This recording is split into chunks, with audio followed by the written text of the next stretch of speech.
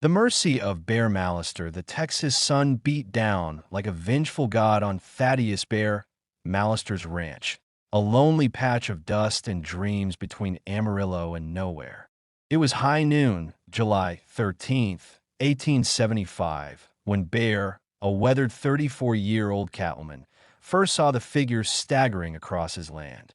He was knee-deep in mending a splintered fence post by the creek, sweat stinging his eyes, when a flicker of movement caught his attention.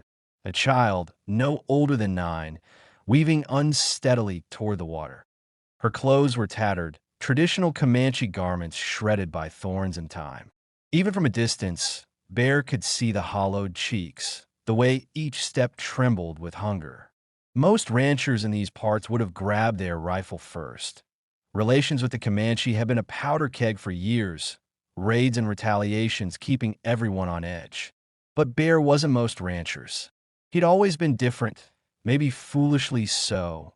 Dropping his hammer, he approached slowly, hands raised to show he meant no harm.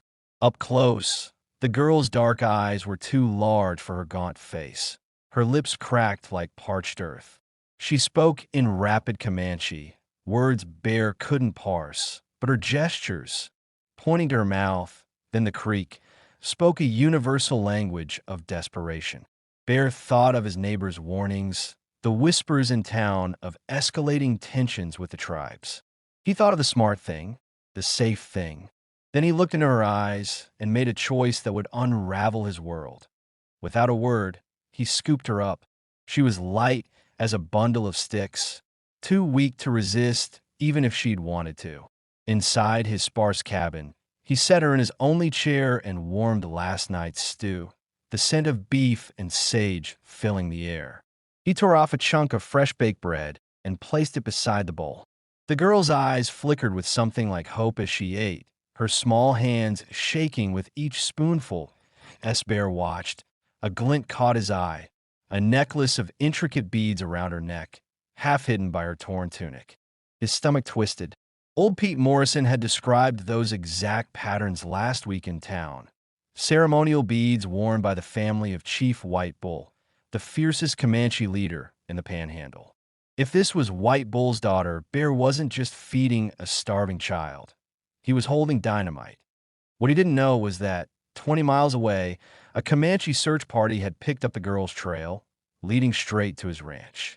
At its head rode White Bull himself, his face a storm of grief and fury.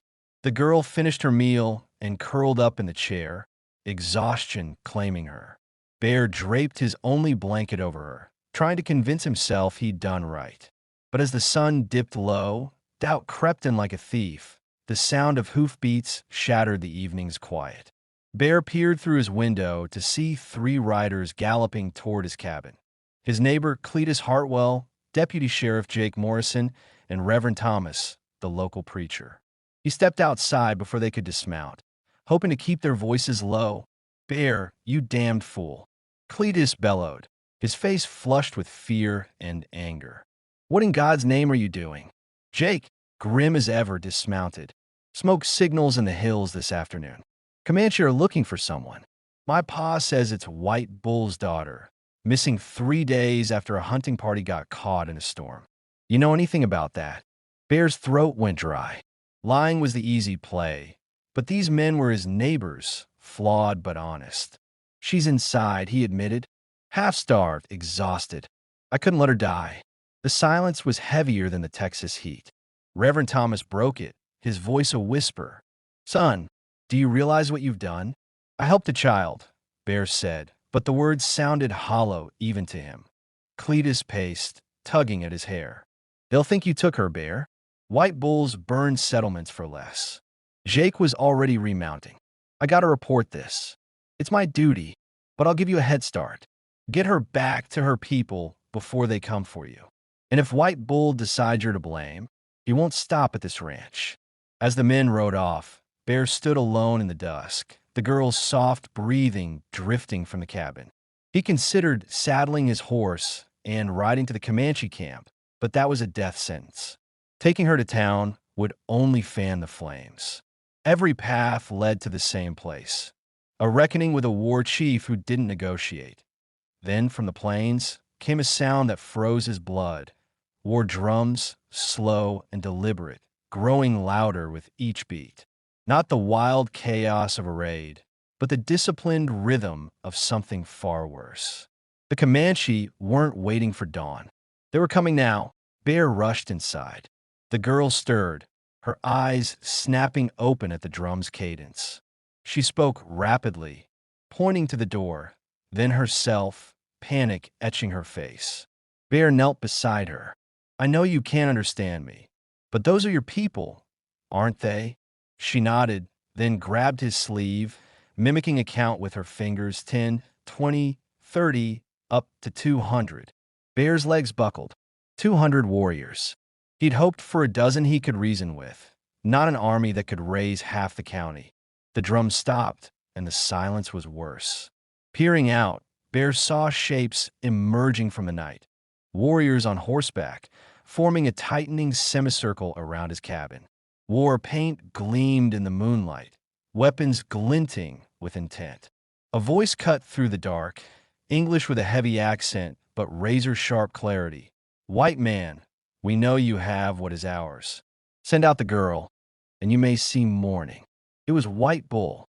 Bear's heart pounded. The girl tugged his sleeve, gesturing to herself and the door, but her frantic headshake and throat-slashing motion stopped him cold. She wasn't just any child. She was the chief's only daughter, a symbol of his bloodline. If the tribe thought Bear had harmed her, even saving her life wouldn't save his. With no good options, Bear made the hardest choice of his life. He opened the door and stepped out, hands raised, the girl close behind. The sight was a nightmare made real. 200 warriors, weapons drawn, forming a perfect circle of death. At their center sat White Bull, his presence towering, silver streaks in his hair catching the moonlight, his eyes burning with restrained rage. The girl ran to her father, calling out in Comanche. Bear braced for a tearful reunion, but White Bull's face darkened as he knelt to inspect her, listening to her rapid explanation. Whatever she said, it wasn't helping. The chief stood and approached Bear, each step deliberate, the warrior's weapons shifting like a coiled snake. My daughter says you fed her, gave her shelter, White Bull said, his voice cold as a winter creek. She says you knew her sacred beads, yet did not return her at once. Bear swallowed. She was too weak to travel. I planned to bring her back at dawn. Perhaps, White Bull said, or perhaps you thought to keep her as a bargaining chip for cattle, horses, or safe passage. That's not true, Bear said, feeling the weight of 200 stares. I just couldn't let child die. The chief's eyes narrowed, unreadable. Then the girl tugged her father's arm, pulling him toward the cabin. Confused, White Bull signaled Bear to follow. Inside, she pointed to the chair where she'd slept, the empty stew bowl, then mimed eating and resting, her gestures fierce with conviction. She pointed to Bear and smiled. A real smile, bright as a sunrise. White Bull's gaze fell on Bear's most treasured possession, a worn tintype of his wife and son, lost to cholera 3 years prior, framed by dried wildflowers he replaced weekly. You have lost a child, the chief said, his voice softening for the first time. My boy was her age, Bear admitted, his throat tight. Maybe that's why I couldn't turn her away. The girl spoke again, her words tumbling out. White Bull translated. She says you could have demanded ransom, used her as a shield. Instead, you gave her your food, your blanket, and asked nothing. Outside, the warriors grew restless, their murmurs rising. White Bull set the tintype down. My men came for blood. They expected a kidnapper, not a man who showed kindness to an enemy's child. But there is a problem. They cannot return empty-handed. Justice must be seen, or they will demand it themselves. Bear's stomach sank. What are you saying? I am saying your actions have created a debt that must be paid, or my warriors will take it in blood. A shout rang out, angry, defiant. A warrior, face scarred and twisted with rage, stepped forward, lance in hand. Bear caught the name, Broken Arrow.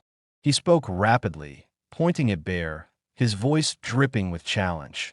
White Bull's response was firm, but Broken Arrow advanced, his lance nearly touching the chief's chest. The warriors split, some backing their chief, others siding with the challenger. The girl pressed against Bear, trembling. Then, in a moment that silenced the crowd, she stepped between the two men, her young voice cutting through the tension like a blade. She spoke with fierce conviction, pointing to Bear, the cabin, herself. White Bull translated, his voice tinged with awe. She tells how you found her, lost and starving, expecting death. How you carried her, fed her, gave her shelter. She says your eyes held the same sadness as hers when she saw your family's picture. She asks Broken Arrow if he'd want a stranger to save his child, or let her die. Broken Arrow's lance wavered, then dropped. The girl turned to the warriors, her words growing stronger. She says punishing your kindness would make us no better than the soldiers who kill without question. White Bull continued. She says if we destroy mercy, we become the monsters they believe us to be. Silence fell, heavy and profound. Broken Arrow spoke softly, and White Bull translated. He says the spirits may have sent a teacher, not an enemy, in the voice of a child. The chief turned to Bear. My daughter has turned a war party into a council. But now you must prove her faith in you to our elders, who have hated your people for generations. Come to our village. Bet your life on her word. Bear looked at the girl, her eyes no longer desperate, but resolute. She was offering to save him, as he'd saved her. He nodded. I'm ready. The 3-hour ride to the Comanche village wound through hidden canyons, the warriors' silence louder than the drums had been. The camp was alive with fires and murmurs as the council convened under starlight. 7 elders sat around a central fire, their faces carved by time and loss. White Bull recounted the girl's rescue, while Broken Arrow argued for tradition, blood for trespass.